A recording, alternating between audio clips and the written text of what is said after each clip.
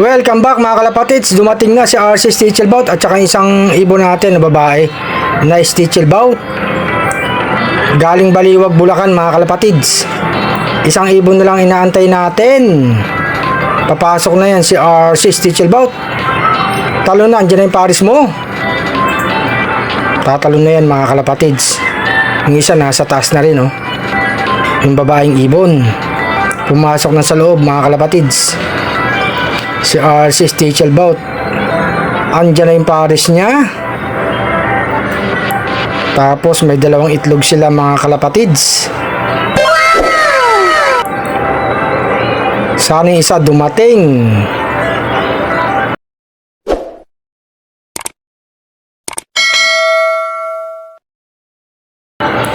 Eto mga kalapatids, painom tayo ng vitamins sa lubong sa pagdating ng mga ibon natin. Ito ang iinumin nila para makabawi sila ng lakas mga kalapatids. Inom na RC Stichelbout. Ayan, uminom na mga kalapatids. Yung isa nakainom na rin ha. Pakain na tayo. Bakit ka nandyan sa taas? Ang kulit ng YB natin. Gutom na, pumatong na mga kalapatids. Ilapag na natin to para makakain na sila. Magaganang magsipagkain yung mga alaga natin. Okay naman ang kondisyon nila mga kalapatids. Eto, pakainin ko na. Yung magpamilya, ipasok na tong pagkain nila mga kalapatids. Si Padrino hindi na makapagantay, tsaka si Black. Mamaya magsusubo na yan ng mga anak nila mga kalapatids. No. Bigay din tayo ng vitamin sa kanila. Maganda sa immune system mga kalapatids. No. Yung isang babae, ayan mga kalapatids, so papasok na.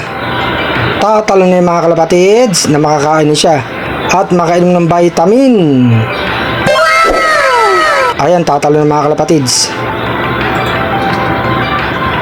May dumating na nito isang ibon, yung pangatlong ibon mga kalapatids. 3 out of 3 tayo ha. Baliwag, Bulacan mga kalapatids.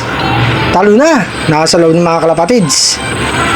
Andiyan na yung vitamin at saka pagkain. Nakawin 3 ibon natin mga kalapatids. Ayan sila. Tapos inom na rin yan ng vitamins mga kalapatids. Paghandaan naman natin yung ika-4 na training. Ito yung mga alaga natin na dalawang mga kalapatids na nakauwi, oh. Dalawang Stichelbout. Ito nga si Arcelot mga kalapatids. 3 out of 3 tayo ha. Saya tayo ng konti.